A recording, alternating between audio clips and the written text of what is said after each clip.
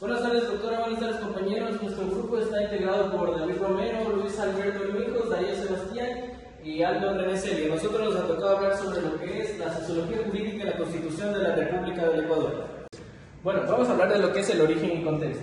El neoconstitucionalismo andino en sí nace como una respuesta al constitucionalismo clásico y liberal que había sido formalista y centrado en la separación de poderes sin garantizar efectivamente los derechos en los países andinos. Esta transformación se asocia al proceso de contribuyentes democráticos y a la reivindicación de los pueblos indígenas y sectores históricamente marginados. También les vamos a hablar de lo que son los ejemplos claves que aplican lo que es el neoconstitucionalismo andino.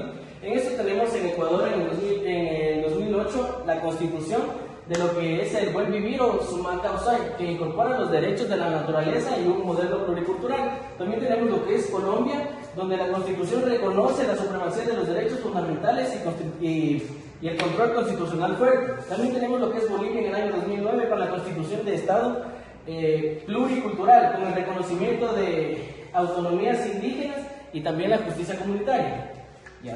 Como estábamos hablando del neoconstitucionalismo andino y su reconocimiento, nosotros enfatizamos un poco en lo que es la Constitución de la República del Ecuador en el año 2008, y en lo que hablamos del reconocimiento del Summa Causai. El Summa Causai en sí es la Constitución de la República del Ecuador, es un hito al neoconstitucionalismo andino, el buen vivir. Este concepto se inspira en todas las filosofías andinas como el Quito, transforma el derecho en un marco holístico que se integra lo que es el desarrollo humano y la justicia social. También sostiene lo que es la justicia ambiental, porque promueve un modelo plural e intercultural en el reconocimiento de diversas etnias y culturas de todo un país. Interculturalidad en la Constitución del 2008. Se refiere al reconocimiento y promoción del diálogo equitativo entre culturas, especialmente indígenas, afroecuatorianas y mestizas. Está inspirada en el neoconstitucionalismo andino, responde a la diversidad étnica del país, nacionalidades indígenas y pueblos afrodescendientes. Superando modelos, asimilaciones anteriores, es un principio rector que integra conocimientos tradicionales en el Estado, fomentando la inclusión y justicia social tras décadas de marginación. A continuación vamos a hablar de los principios clave, en los cuales está el Estado intercultural y plurinacional, los derechos colectivos, el pluralismo y el enfoque neoconstitucionalista. El Estado intercultural y plurinacional el Ecuador se declara intercultural, reconociendo múltiples culturas con derechos iguales. El plurinacionalismo, que permite la autonomía territorial y cultural para naciones indígenas. Los derechos colectivos, protege derechos culturales, lingüísticos y territoriales, incluido educación bilingüe y consulta previa a proyectos que afectan comunidades. El pluralismo jurídico integra sistemas jurídicos tradicionales como el estatal, permiso de justicia indígena a asuntos propios. El enfoque neoconstitucionalista. La Corte Constitucional interpreta usando proporcionalidad para equilibrar intereses culturales con desarrollo.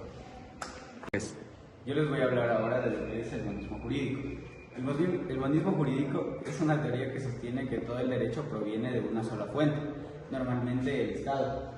Según esta idea, solo existe un sistema jurídico válido y todas las normas internacionales o morales son válidas solo si el Estado las reconoce. En otras palabras, el Estado tiene el monopolio del derecho y no hay varios sistemas legales coexistiendo, sino solo uno y jerárquico. Ahora voy a hablar de cómo se combina. Base monista. La Constitución del 2008 establece un orden jurídico único y soberano. Este asegura coherencia y aplicación uniforme en las leyes nacionales. Ahora, incorporación pluralista. Para incluir las culturas indígenas, afroecuatorianas permite el pluralismo limitado, reconociendo derechos colectivos y justicia comunitaria en asuntos propios sin contradecir el monismo estatal. El rol de la Corte Constitucional.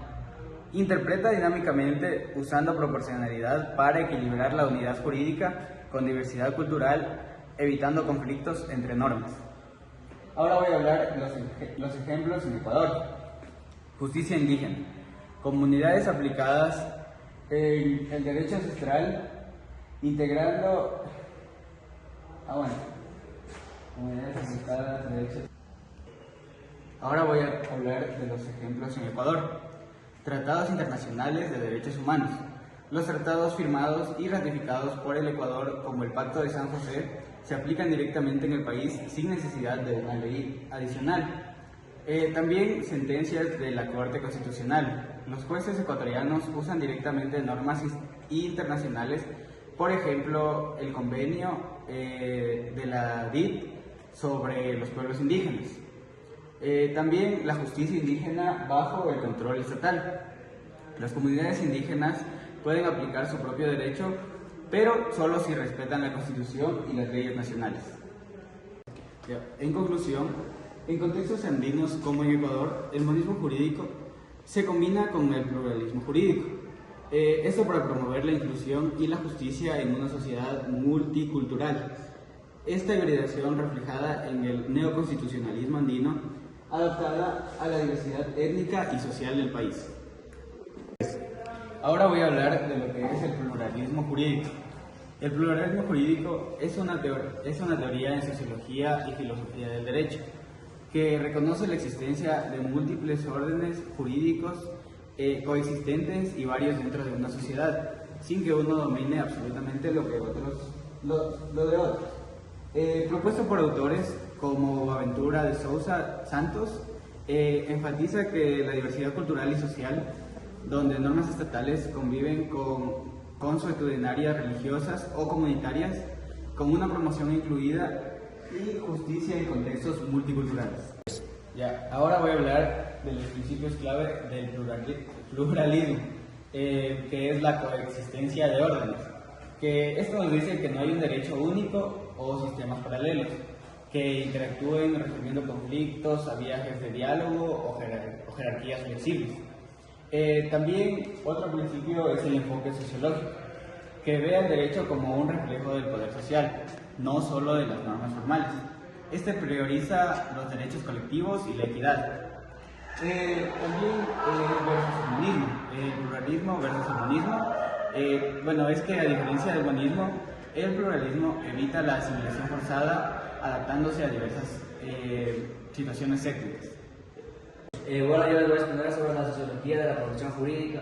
La sociología de la profesión jurídica examina principalmente a los profesionales como abogados, jueces, fiscales, defensores públicos, así también como un grupo social que ejerce la influencia en la sociedad, reproduciendo, desafiando desigualdades de poder, clase, género y etnias, basadas en las teorías de socios como Max Weber y Pierre Bourdieu, que ellos son como profesionales como campo de lucha simbólica, que va más allá de aspectos técnicos para analizar cómo la profesión regula normas y estructuras sociales. Yo les voy a exponer sobre los aspectos claves de la profesión jurídica. En primer punto tenemos como profesor, como campo de poder. Los juristas controlan, interpretan y las aplicaciones de las leyes, creando así jerarquías, jueces versus abogados, que incluye la formación académica, códigos éticos y redes profesionales. Como segundo punto tenemos las desigualdades reproducidas. Este es un acceso limitado por clase, costos altos, género, menos mujeres en posiciones altas y etnia, que son barreras culturales. Como último punto tenemos interacción con la sociedad.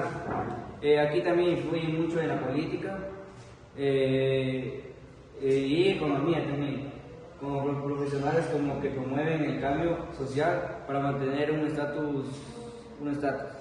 Bueno, esta ha sido nuestra exposición. Muchas gracias.